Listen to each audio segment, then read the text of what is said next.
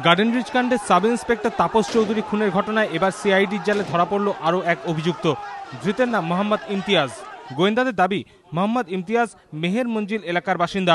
Garden রিচের Sheikh সুভানের সঙ্গে ঘটনাস্থলে ছিল সে। গোয়েন্দাদের দাবি, ইমতিয়াজই সুভানকে গুলি চালনায় উস্কেছিল, চিহ্নিত করে দিয়েছিল তার টার্গেট। সোমবার রাতে গ্রেফতারের পর মঙ্গলবার দিনভর ইমতিয়াজকে জেরা করা হয়। সাব ইন্সপেক্টর খুনের মামলায় তদন্ত নেওয়ার পর এই প্রথম এই মামলায় সিআইডি কাউকে গ্রেফতার করল।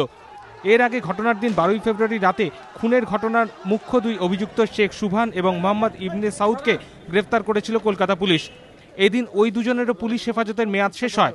তাদের সঙ্গে সদ্য ধৃত ইমতিয়াজকেও এদিন আলিপুর আদালতে পেশ করে সিআইডি।